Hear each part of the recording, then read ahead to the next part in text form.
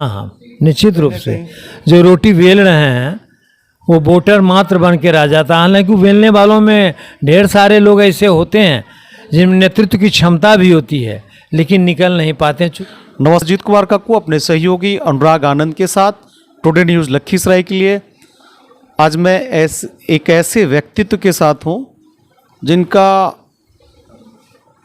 बहुत लंबे समय तक पत्रकारिता से ताल्लुकात रहा है और इन्हीं विषयों पर शोध करते हुए उन्हें मानद की उपाधि भी डॉक्टरेट की मानद उपाधि भी हासिल हुई है। उस शख्सियत का नाम है, उस व्यक्तित्व का नाम है डॉक्टर विजय विनीत, जिन पर आज बहुत सारे सामाजिक राजनीतिक ये जो वर्तमान परिवेश है उस पर चर्चा होगी। आइए हम लिए चलते हैं आपको डॉक्टर विजय विनीत सर के पास। सर, सबसे पहले आपका बहुत बहुत स्वागत है हमारे चैनल टुडे न्यूज़ लखीसराय पर। धन्यवाद। और आप क्या कुछ कहना चाहते हैं आज के सामाजिक और राजनीतिक परिदृश्य में, जरा सा इस पर। सामाजिक और राजनीतिक दृष्टि से आज हम देखते हैं कि काफ़ी स्खलन हुआ है, राजनीति में शुचिता रह नहीं गई है, खरीद फरोख्त बढ़ गया है। जो चूँकि राजनीति और समाज एक दूसरे से जुड़ा हुआ है, यदि राजनीति पंगु हो जाती है तो हमारा समाज भी पंगु हो जाता है। मैं चाहूँगा कि राजनीति में शुचिता आए ताकि हमारा समाज भी सुदृढ़ हो। सर कह रहे हैं कि राजनीति में शुचिता की तलाश है, जो अखबारों और किताबों में लिखते पढ़ते और देखते रहे, शायद उसी शुचिता जिसका लोप हो चुका है वर्तमान राजनीति से, बिल्कुल शायद उसी की बात। हाँ, मैं कह रहा हूँ कि राजनीति में मतलब ढेर सारी त्रुटियां भी घर कर गई हैं। मेरा मतलब है कि राजनीति में जो नीति है वह गायब हो गई है।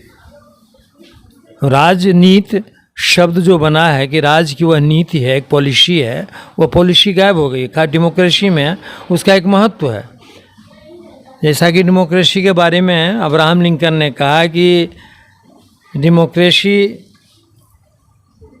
यानी प्रजातंत्र जनता के लिए, जनता का जनता के द्वारा शासन है। लेकिन ये कहने मात्र के लिए अब रह गया है। जब चुनाव निकट आता है तो हमारे जो अभ्यर्थी होते हैं निश्चित रूप से जनता के समीप आते हैं, बहुत समीप आते हैं, गिड़गिड़ाते हैं, विनम्र मुद्रा में आते हैं, लेकिन जब वही जीत कर चले जाते हैं तो जनता से कट जाते हैं, जनता से बहुत दूर चले जाते हैं। तो सर वर्तमान राजनीतिक व्यवस्था या जो सिस्टम है उससे बहुत ज़्यादा संतुष्ट नहीं है। नहीं। और सर चूँकि आपका लंबे अरसे तक पत्रकारिता से और समाज को देखने का एक अपना नज़रिया भी रहा है और इसी व्यवस्था में सुधार की गुंजाइश भी तलाशते हैं हम लोग। अलग से तो कोई सिस्टम हम लोग इतने समर्थ नहीं है कि उसको, उस मैकेनिज्म को अपने तरीके से बनाए। इसी व्यवस्था में क्या संदेश रहेगा सर? मेरा अपना यह मानना है कि राजनीति में, चुनाव में खास करके जो खर्च हो रहा है, यदि इस खर्च पर पाबंदी लग जाती है तो न सिर्फ चुनाव, न सिर्फ राजनीति, बल्कि समाज में जो भ्रष्टाचार व्याप्त है वह बहुत हद तक दूर हो जाएगा। भ्रष्टाचार का मूल कारण चुनाव है, यानी चुनाव में खर्च है। मतलब सर का ऐसा मानना है कि वो चुनाव आयोग का जो गाइडलाइन है वो किताबों तक है, या ब्यौरा जो बाद में इलेक्शन कमीशन की एजेंसी को दिया जाता है, बात वहीं तक है। जब तक उसका अक्षरशः इम्प्लीमेंटेशन नहीं होगा, अगर खर्च रुकता है तो फिर उम्मीदवारों पर बातें आएंगी, उनके व्यक्तित्व पर बातें आएंगी, और अगर विषय मुर्गा भात की तरफ रहेगा तो फिर उसमें उम्मीदवारी, उनके व्यक्तित्व पर बातें लोप होती जाएंगी। हाँ, ये ऐसी परिस्थिति है कि यदि कोई गरीब है, ईमानदार है, योग्य है तो वह खड़ा नहीं हो पाता है, इसलिए कि उसके पास पैसे नहीं हैं। तो सर कहीं ना कहीं ये आपका मलाल भी तो नहीं है? जितनी लोग आपकी इज्जत करते हैं और जिस नज़रिए से समाज आपको बरसों बरस तक, लंबे समय तक देखता रहा है, बड़े विद्वान भी हैं, शिक्षाविद भी हैं, और बहुत मृदभाषी भी है। आप लोगों को देखकर हम जैसे न जाने कितने लोगों ने लिखना और बोलना भी बहुत हद तक सीखा है, और लगता है कि अगर ये मानक रहे तो अच्छे लोग हैं, अन्यथा उस बाउंड्री लाइन के बाहर ही ज़्यादातर लोग देखते रह जाते हैं, वो अपने आप को असमर्थ पाते हैं। हाँ, यह सच है कि राजनीति की धूप और साहित्य की चांदनी दोनों ही मुझे प्रिय रही है। यह दूसरी बात है कि साहित्य की चांदनी से ज़्यादा लगाव रहा है, लेकिन राजनीति की धूप भी मैंने काफ़ी सेका है, ऐसी बात नहीं है। और कोई भी व्यक्ति आज चाहकर भी राजनीति से एकदम कट के नहीं रह सकता है, क्योंकि राजनीति और साहित्य का जुड़ाव हो गया है एक तरह से। और मेरा मानना है कि जब तक यदि हम चाह लें, ऐसी बात नहीं है कि जो अभ्यर्थी हैं उन्हीं के कारण हमारी राजनीति विशृंखल हुई है। हम आप भी दोषी हैं, जनता भी दोषी है कि जब चुनाव का वक्त आता है तो वे पैसे को देखते हैं, गुण को नहीं देखते। यही कारण है कि हमारे साहित्यकार फणीश्वरनाथ रेणु की जमानत जब्त हो गई थी, जबकि उनके विरुद्ध में जो खड़े थे वे उनके मुकाबले कहीं टिक नहीं पाते थे, जीत गए, बेचारे जमानत तक नहीं बचा पाए। ऐसे ढेर सारे उदाहरण हैं। भारतीय राजनीति में बड़े बड़े उदाहरण हैं जहाँ बल के भाव में साहित्यकार, पत्रकार, हारे और कई फिल्मकार चुनाव जीत गए थे, बड़े बड़े राजनीतिक धुरंधर को हराकर। वो लोकप्रियता ज़्यादा इसमें मेरे ख्याल से मायने रखती है। वो जो निहित चीज़ें हैं जो समाज को दिशा देती है, साहित्य और कला, उसमें बहुत ज़्यादा रुचि यहाँ नहीं है। हाँ, ये बात आपका कहना सही है, मैं मानता हूँ कि, लेकिन लोकप्रियता ऐसी बात नहीं कि राजनीति में जितने लोग खड़े हुए हैं, जितने लोग आए हैं, सारे के सारे भ्रष्ट हैं, मेरा ये कहना नहीं है। बहुत सारे लोग अच्छे हैं, प्रेरक हैं, थे भी, आज भी हैं। लेकिन देखने को यह मिलता है कभी कभी कि कुछ लोग जो अच्छे हैं वे हाशिए पर चले जाते हैं, और बुरे लोग, चाहे वह बाहुबल के कारण, चाहे वह धन बल के कारण, जिस बल के कारण हो, वे आगे निकल आते। बाहुबल, धनबल और जाति बल भी कई बार। जाति तो हमारे समाज का, हमारे जीवन और हमारे समाज का एकदम अभिन्न हिस्सा रहा है सर। कास्ट किट बहुत महत्वपूर्ण रहा है, और धनबल तो आप देखते रहे प्रभावी रहा है। आपने 74 का इमरजेंसी आंदोलन भी देखा होगा, और लोहिया जी का 67 का वो समाज सुधार आंदोलन भी देखा होगा, और मेरे ख्याल से विनोबा जी का भूदान आंदोलन का भी आपका तजुर्बा याद नहीं होगा। हाँ, ये स्मृति रही है। हाँ, तो वहाँ से जो इमरजेंसी था और छात्र आंदोलन था, आज की राजनीति को आप कैसे देखते हैं सर? जयप्रकाश जी जो चाहते थे, जयप्रकाश जी, मुझे याद है कि 1974 में गांधी मैदान में जो उन्होंने भाषण किया था, तो उन्होंने अपनी एक शर्त रखी थी। एक तो मैं नेता बनना नहीं चाहूँगा, और नेता बनूंगा तो अपनी शर्त पर, मुझे कोई प्रॉम्प्ट नहीं करेगा। उनका कहना था, उनका यह भी कहना था जो मैंने कहा, मुझे याद है कि उनका भी यह कहना था कि भ्रष्टाचार की जड़ चुनाव में बढ़ते जा रहे, बेतहाशा हिसाब से बढ़ते जा रहे खर्च है। यदि इस खर्च पर अंकुश लग जाता है तो हमारा समाज बहुत हद तक सुधर जाता है, लेकिन ऐसा नहीं हो सका। चुनाव आयोग ने चाहा लेकिन कुछ नहीं हुआ।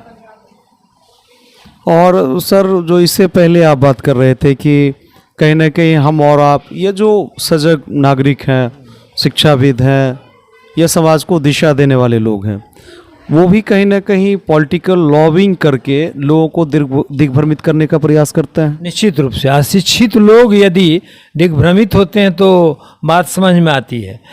लोग कहते भी हैं कि शिक्षा ये डेमोक्रेसी का अवगुण है, डिमेरिट है, लेकिन जब यह देखने को मिलता है कि शिक्षित लोग ही ज़्यादा दिग्भ्रमित लोगों को करते हैं तो चिंता बढ़ जाती है। और सर का मेरे ख्याल से ये कहना है कि मतदाताओं के सामने बिल्कुल गाय भैंस की तरह गेहूं का हो या खेसाड़ी का हो, वो भूसा डाल दिया जाता है उनकी नाद में। अब इसी में आपको खाना पड़ेगा, देख लो, और फिर इसी को खिला के आपको दूहेंगे, जितना आपका मैक्सिमम दूध होता है वो निचोड़ेंगे। हाँ, ठीक है, आपने ठीक कहा है कि व्यवस्था हो जाती है कि हमें इसी में से चयन करना है। इसी में से चयन करना। सर सिस्टम से नाराज़ तो नहीं, और ये ना ही ये कहना चाहते हैं कि भाई सारे लोग इस परिदृश्य में जो आए हैं वो सारे लोग भ्रष्ट और अकर्मण्य हैं। जज्बा है वो काम कर सकते हैं अगर उनको मौका मिलता है, लेकिन ज़्यादातर लोग जो इकोनॉमिक रूप से सक्षम नहीं हैं या जातिगत आधार पे माइनॉरिटी में आते हैं, उनके लिए ये चुनाव बड़ा बोझिल काम है, बड़ा टफ विषय है। आज का जो राजनीतिक सर्वाइवल है, पॉलिटिकल सर्वाइवल, वो बहुत कॉस्टली है, वो बहुत कास्ट और क्रीड के आधार पर चीज़ें तय होती हैं। और सर कहीं आप ये तो नहीं कहना चाह रहे कि एक रोटी बेलता है, एक बड़े कवि की कहावत है, शंकर प्रसाद ने कहीं लिखा है, हाँ, एक रोटी बेलता है और एक दूसरा रोटी से खेलता है। तो रोटी से खेलने वाले लोग चुनाव मैदान में होते हैं और बेलने वाले लोग वो मतदाता हुए जा रहे हैं। हाँ हाँ, निश्चित रूप से जो रोटी बेल रहे हैं वो वोटर मात्र बन के रह जाता है। हालांकि बेलने वालों में ढेर सारे लोग ऐसे होते हैं जिनमें नेतृत्व की क्षमता भी होती है, लेकिन निकल नहीं पाते हैं, चूँकि न उसके पास जाति बल है, न धन बल है, न बाहुबल है। और कभी कभी तो सुंदरता भी मायने रखती है, कोई सुंदरता बल से ही जीत जाती है। कई बार वो ग्लैमर्स रहा है अभिनेत्रियों का, अभिनेताओं का। एक दौर याद था जब हेमवती नंदन बहुगुणा जैसे बड़े फिगर को अमिताभ बच्चन साहब ने चुनाव में हराया था।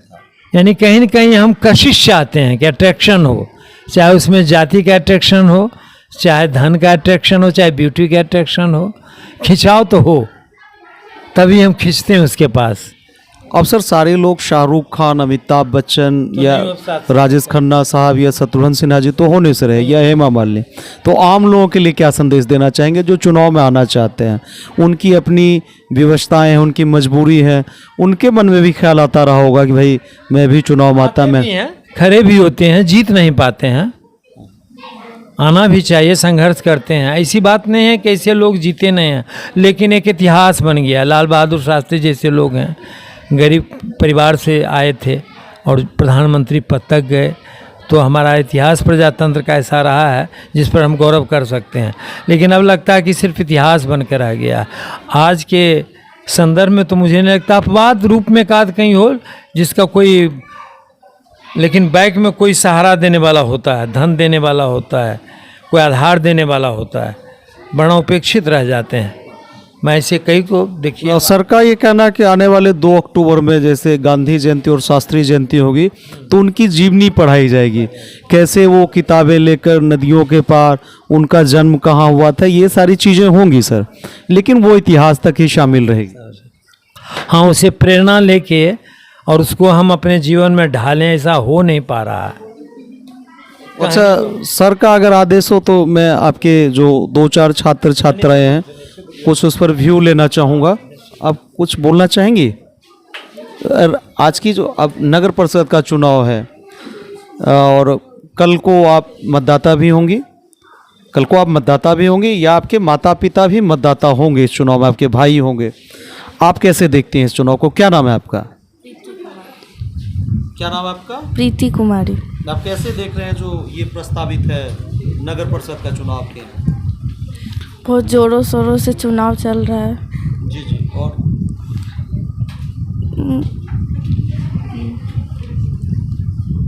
मुझे अभी इतनी समझ नहीं के मामले में बहुत बचते, ये सब्जेक्ट ही नहीं उनका। ये सास भी कभी बहू थी और बहुत सारे सीरियल्स हैं, उस पर पूरा फोकस्ड होता है। समसामयिक, आप क्या नाम है, कुछ बताना चाहेंगे इस राजनीतिक परिदृश्य पर? मेरा नाम प्रियंका कुमारी है। राजनीति आप समझती हैं? चुनाव हाँ, समझते हैं। राजनीति का एक हिस्सा मात्र चुनाव भी है, जो जिसको इलेक्टोरल पॉलिटिक्स कहते हैं। उसी का चुनाव भी हुआ जाना है नगर परिषद का। पहली बार सोढ़ा आपका जो क्षेत्र है वो पंचायती राज से नगर परिषद में आया है, उसके बाद आगामी 10 तारीख को चुनाव है। आप क्या समझते हैं, क्या संदेश देना चाहती हैं आप? वो राहुल गांधी वगैरह का नाम तो सुना होगा आपने? हाँ, सुने हैं। तो वो बड़े स्केल पर है और ये छोटे स्केल पर है, लेकिन ये इसका बड़ा महत्व है, शायद मोदी जी से भी ज़्यादा महत्व है, चूँकि ये निचली इकाई है और ये आपके जीवन को, आपके माता पिता को, आपके समाज को बहुत ज़्यादा प्रभावित करेगा। आप क्या कहना चाहेंगे, एक दो लाइन में जो समझ में आता है?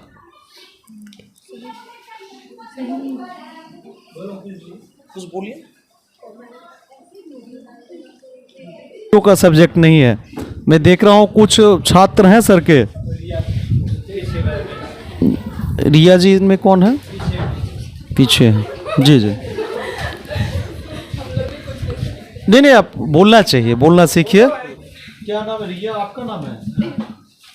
हाँ, ये लगता है थोड़ी राजनीति की समझ रहे। क्या? सुनिए, उसमें इतना झेपने की जरूरत नहीं है। सर का भी टाइम जाया हो रहा है, हम लोग का भी समय। क्या नाम है आपका? रिया कुमारी। आपके यहाँ, आप कहाँ से, इसी नगर परिषद क्षेत्र से हैं? नहीं, भागलपुर से। भागलपुर से हैं आप? तो हम काहे को फंस रहे इधर, भागलपुर से कहती हैं। आपका क्या नाम है? संगीता कुमारी। आप इसी नगर परिषद क्षेत्र से हैं? हाँ। राजनीति नामक किसी चिड़िया का नाम सुना है आपने? हाँ। जो बिहार में सालों भर 24 घंटे चलती रहती है, उसके बारे में कोई जानकारी नहीं आपको? नहीं। नगर परिषद का चुनाव है आपके यहाँ 10 तारीख को। इसमें मुख्य मेयर, मुख्य उपमेयर और वार्ड पार्षद आपके अगले साल आपके समाज के नीति निर्माता होंगे, नीति निर्धारक होंगे। आप कोई संदेश उन उम्मीदवारों को देना चाहेंगे?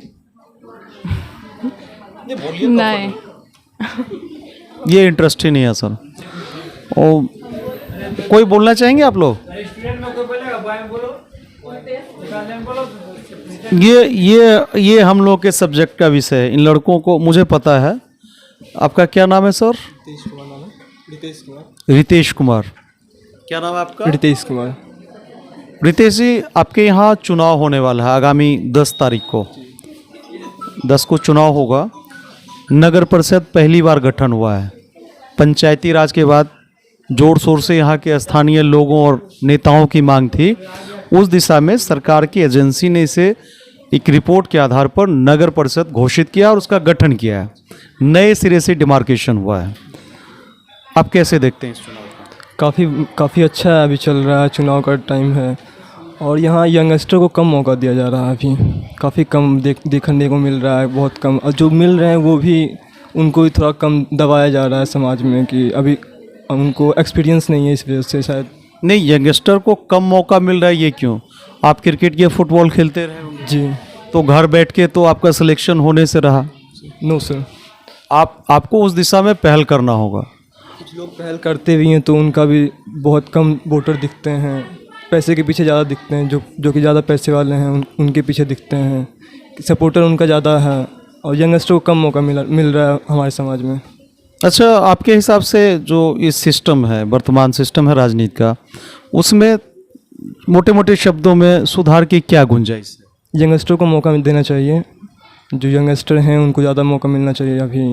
फिर बाकी हम उम्र के जो लोग हैं, हमारी उम्र के जो लोग हैं या सर की उम्र के लोग हैं, आपके हिसाब से सारे भ्रष्ट हैं, सारे अकर्मण्य? नो सर, वो लोग अपने काम में कुछ ज़्यादा व्यस्त रहते हैं। एक्सपीरियंस होने के बावजूद भी वो कुछ ज़्यादा करते नहीं हैं उसमें। इस वजह से यंगस्टर को ज़्यादा मौका मिलना चाहिए।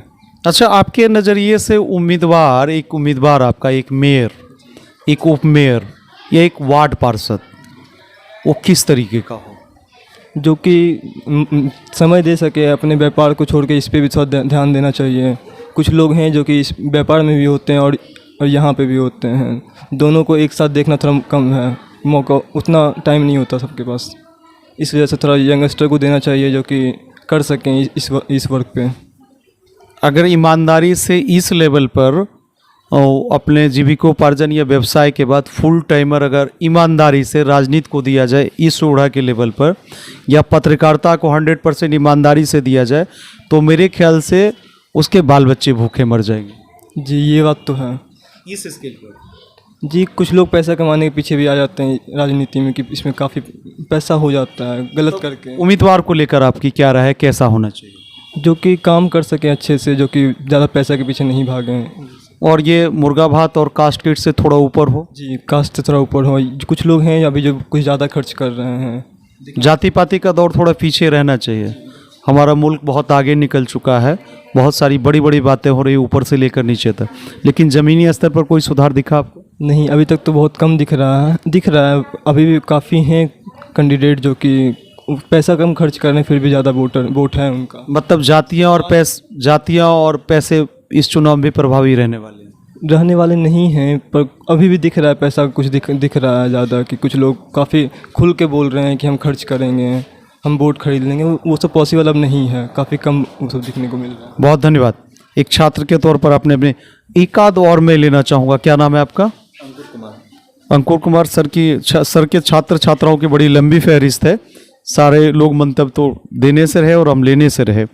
अंकुर जी, आप कैसे देख रहे हैं इस जो प्रस्तावित नगर परिषद का चुनाव है, कैसे देख रहे हैं आप?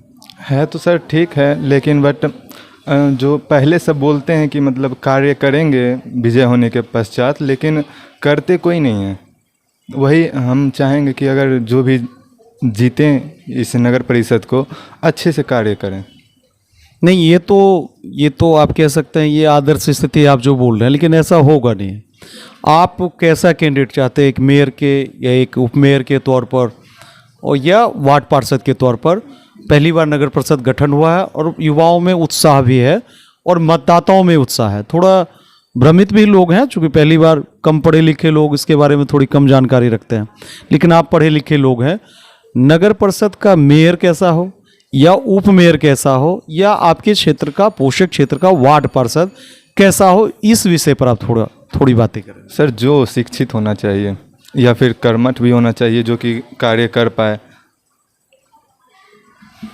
चलिए, धन्यवाद अंकुर जी। ये थे विजय सर के छात्र छात्राएं जो कहते हैं कि शिक्षित हो, कर्मठ हो, समाज को थोड़ा वक्त दें अपने परिवार और अपने व्यवसाय के बाद, और जाति पाति का थोड़ा लोभ हो, धनबल थोड़ा नीचे आए, तभी अच्छे लोग, अच्छा व्यक्तित्व हमारे समाज को नेतृत्व दे सकेगा। बहुत बहुत धन्यवाद। ये थे डॉक्टर विजय विनीत और उनकी पाठशाला, जो लंबे अरसे से शिक्षा के क्षेत्र में अलग जगाने का अपने स्वभाव के अनुरूप बिल्कुल स्मूथली, शांतिपूर्वक अपनी भाषा शैली में प्रयास करते रहे हैं। मैं सर के दर्द से वाकिफ़ हूँ, एक रिपोर्टर के तौर पर, एक सामाजिक कार्यकर्ता के तौर पर। फिर अगले किसी दिन हम ऐसी ही किसी और शख्सियत के साथ, मैं अमरजीत कुमार कक्कू अपने सहयोगी अनुराग आनंद के साथ टुडे न्यूज़ लखीसराय के लिए मिलूँगा। फिलहाल मैं आपसे विदा लेता हूँ। बहुत बहुत धन्यवाद।